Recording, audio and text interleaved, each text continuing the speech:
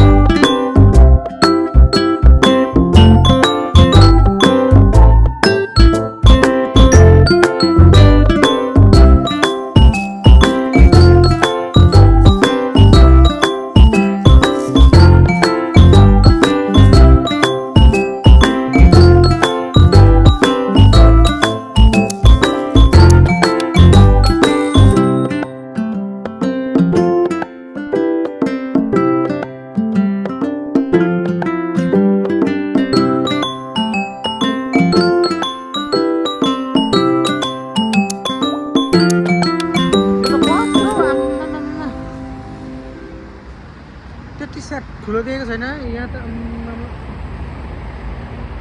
कत्रो गेट नै यत्रो देखिरहेछ। यो कति लेनको बाटो हो?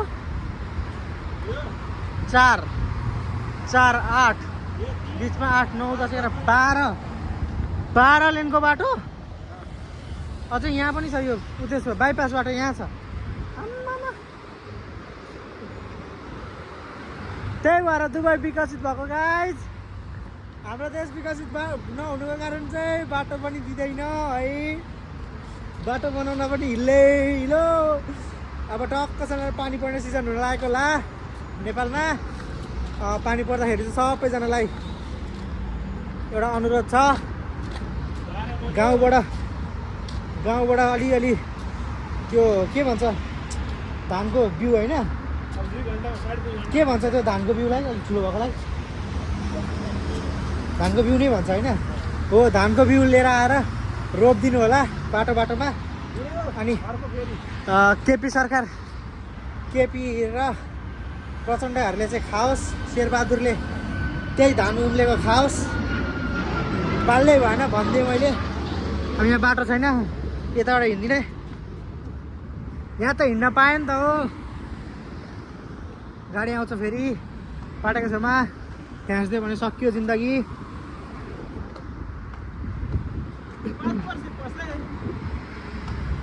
दुबई पसे 5 महिना बसे त्यस पछाडि बेचल्ली भएर कता कता फसे ऊ गेम हुँदैछ केटीहरूको यहीँ बाहिर बसेर हेर्नुपर्छ क्या अब फ्लाइ दुबे कति धेरै हो फ्लाइ दुबेहरू ओके आई विल कन्टिन्यू फेरि अर्को उड्यो यसको पछाडि ट्याक्क उडेर आउँदैछ माथि हेर्न सक्छौँ लाइट बाल्दै गयो मेरो आवाज क्लियर नआउनुको कारण चाहिँ मसँग माइक्रोफोन छैन हो मैले यत्तिकै गरेको छु त्यही भएर पनि हो जतिजनाले हेरिदिनुहुन्छ रमाइलो चल्दैछ नहेरिदिनु भएकोहरूलाई पनि केही छैन बाल्दै पारेर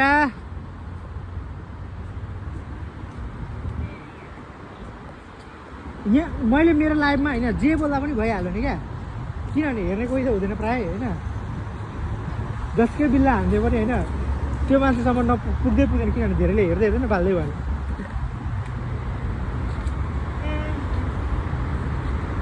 गाडी चाहिँ एकदम सफा राख्नुपर्छ सफा राखेन भने दुबईमा गाडी मैला भेटायो भने कति दिराम फाइन अरे 500 दिराम 500 दिराम मात्रै फाइन है अनि 2 चोटि गाडी मैला भएको महिनामा 2 चोटि मैला भएको भेट्यो भने 1000 हुन्छ 1000 चाहिँ यहाँनिर प्रायःको स्यालेरी हुन्छ होइन हाम्रो स्यालेरीको त कुरा के गर्नु हामीले त कामै गरेको अब स्यालेरी हुनु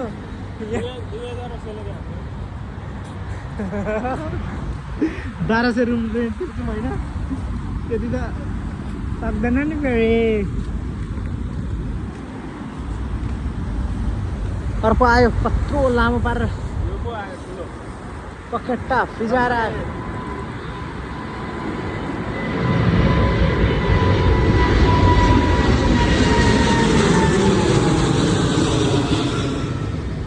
यो अन्त आवाज पनि कानसम्म कस्तो मजाले आइदियो अब हामी यो बाटो कुना त्यहाँ पुगेर अनि त्यो कुनाबाट नि यस्तो लागेर नि यतापट्टिको त्यहाँ टर्मिनल 2 छ टर्मिनल 2 मा जान्छौँ यो साइड भनेको चाहिँ टर्मिनल 1 र 3 छ होइन 1 र 3 मा चाहिँ प्राय नेपाली एयरलाइन्सहरू आउँदैन टर्मिनल 2 मै आउँछ टर्मिनल 2 मै आउने भएको कारण हामी टर्मिनल 2 तिरै जाँदैछौँ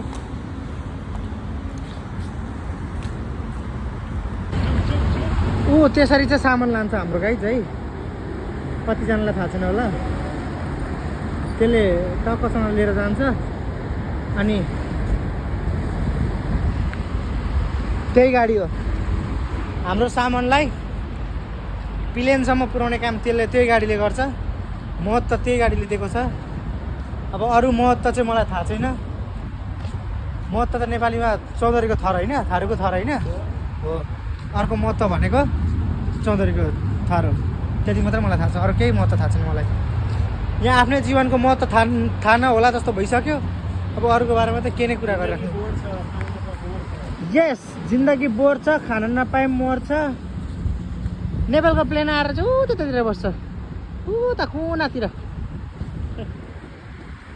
भएकै गन्तीमै भएको 2-4वटा प्लेन होला 2-4वटा प्लेन ल्याएर ऊ त्यहाँ राखिदिन्छ सानो भएको कारणले ऊ त्यता बाटोमै दिन्छ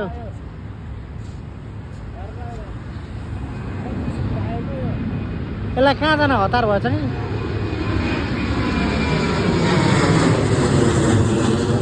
यो फ्लाइ दुबई अहिले भर्खर मैले यसकै भन्दै थिएँ कि फ्लाइ दुबई चाहिँ निकाल्दैछ भनेर अलिकति अगाडि भनेको थियो भने अहिले उडी पनि सक्यो।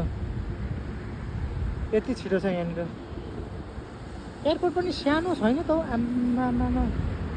यो एयरपोर्ट यत्रो ठुलो छ अनि योभन्दा ठुलो अर्को एयरपोर्ट बनाउँदैछ क्या दुबईमै। 5वटा रनवे रे, रनवे मात्र 5वटा, यहाँ 2टा होला रनवे होइन, त्यसमा 5वटा रनवे रे क्या। भनेपछि त्यो सेकेन्ड कति सेकेन्डमा प्लेन उड्ने भयो त। बिजिएस्ट एयरपोर्ट बन्छ अनि त्यसपछि प्लेन उडेको वाक्कै हुन्छ।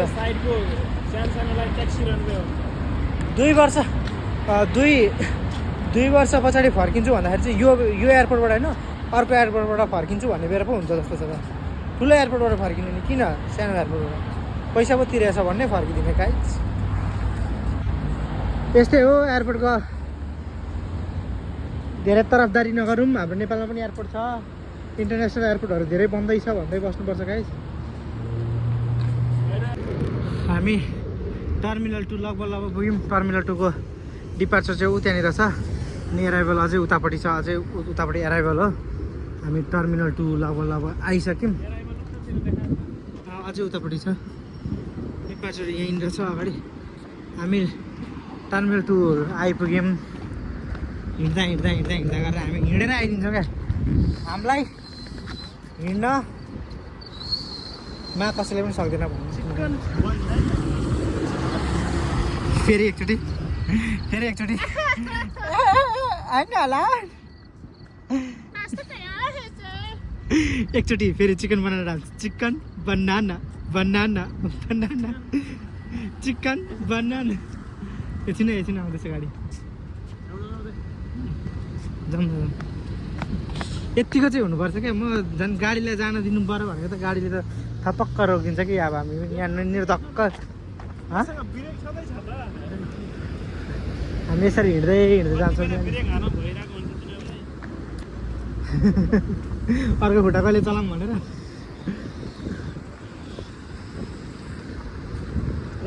ब्रेक लान्छौँ खुला लान्छौँ। एबिसी सिधै ब्रेक हान्छ नि क्लच हान्छ। मरेनी म भन्ने बेला भइसक्यो गाइस। आइपुग्यो फाइनली एयरपोर्ट आइपुग्यो होइन। हामी चाहिँ आइपुग्यो, हिमालयन एयरलाइन चाहिँ आइपुगेको छैन। 1 घन्टामा आउनेवाला छ। 1 घन्टामा आइपुग्ने बेला छ। हामी अगाडि नै आइपुगिसकेको छ। पाइलटसँग होइन ड्राइभरसँग कन्ट्याक्ट भइसक्यो होइन। यो डिपार्चर यहाँबाट चाहिँ चढ्ने उड्ने जाने त्यसको उतापट्टि छ लगभग पर निलो बलेकोतिर चाहिँ एराइभल हुन्छ। पुरो अर्को पनि भित्रको बसहरू यहाँ छ नि, एटिए काम गर्नेहरू त्यहाँ छन्। क्यामेरा दादा यहाँ हुनुहुन्छ। मेरो क्यामेरा राखिदिनुपर्छ होला। यो क्यामेरा लिएर गएर भिडियो गरौँ न, अझै क्लियर आउँछ होला नि।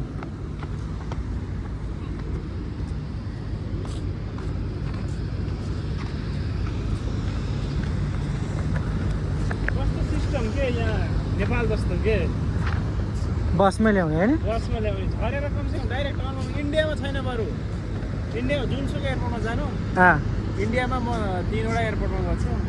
झर्ने बित्तिकै डाइरेक्ट टनलमा एकैचोटि निस्किन्छ। यहाँ यस्तो ठुलो देश छ। हामी पनि भन्नुपर्छ होला हौ। तिम्रो बहिनी आउँछ नि, तिम्रो बहिनी आउँदाखेरि चाहिँ भर्खरै भिजिट भिसा लगाएको कति दिनमा आयो पुनः? तिम्रो कति दिनमा आयो? 10 दिन। 10 दिनमै भिजा झारिदिन हामीले सम्भव गरेको छौँ। अनि हामी अहिले चाहिँ यहाँनिर लिन आएको छौँ भनेर हामी पनि भिडियो बनाउनुपर्छ होला हौ त्यो। अब हामी भोलिदेखि अहिले उसलाई रुममा लिएर राख्नेछौँ। अनि भोलिदेखि चाहिँ उसको जब सर्चमा हुन्छ, इन्टरभ्यूहरू फेस गर्छ। अनि त्यसरी उसले त्यहाँदेखि इन्टरभ्यूहरू दिन थालिसकेपछि उसको काम भइहाल्छ। त्यो यदि तपाईँहरू पनि चाहनुहुन्छ भने सम्पर्क गर्नु होला 98 14 0 44 0 62 नेपाल नम्बरतिर। लाग्यो यता पनि घर जान लाग्यो है। सबैजना यसरी जान्छ। झन्डै एक्सिडेन्ट भयो।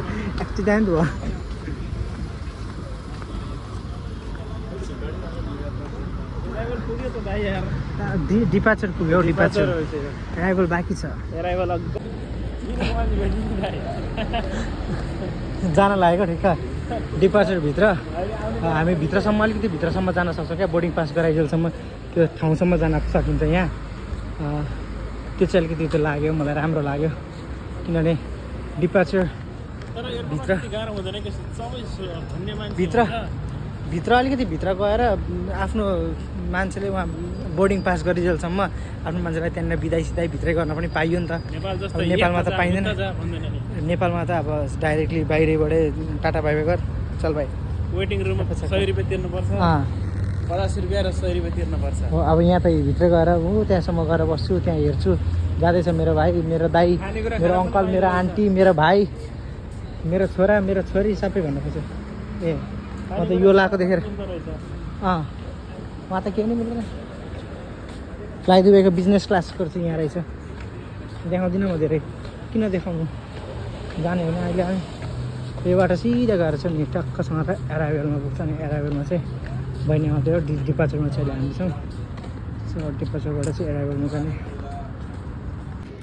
अस्ति हामी आउँदाखेरि चाहिँ यहाँनिर पुरा यो बनाउन लागेको थियो होइन अनि परसम्म चाहिँ हामी यहाँबाट कुना छिर्यौँ यसको यता कुना छिर्यौँ होइन त्यतिखेर यो सब बन्द थियो क्या अनि यता कुना छिर्यो उता कुनाबाट कुनै कुना ढुक्कै ढुक्क कुनै कुना वहाँसम्म गएको थियौँ आज चाहिँ जे सबै हेर्न पाइने नै भयो टक्क यताबाट जाने रहेछ त्यता आउने रहेछ ठुलै रहेछ है टर्मिनल 2 पनि कि डिपार्चर त्यहाँ छ एराइभल त्यहाँ छ नेपालको त त्यो छेउछेउमै छ नि त धेरै टाढा छैन नि त नेपालको एराइभल र डिपार्चर छेउमै छ धेरै टाढा छैन यता निकै टाढा पर छ अनि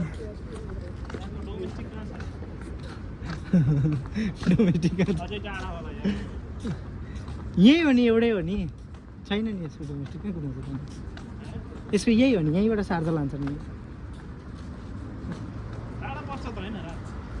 कसरी टाढा पर्छ र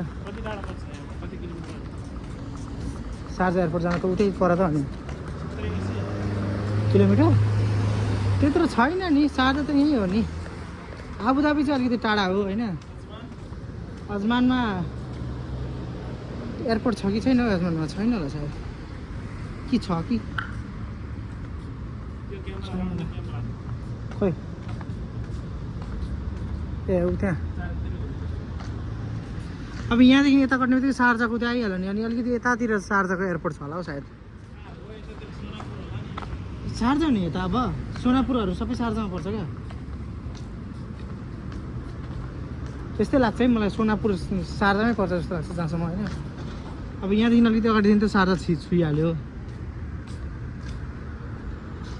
यो अलनादाहरू कटेको छ पछाडि त्यो शारजा सहारा सिटी सेन्टर हो कि सहारा मल के आउँछ त्यसदेखि उता चाहिँ थाहा छ हामी आइपुग्यौँ हो त्यहाँ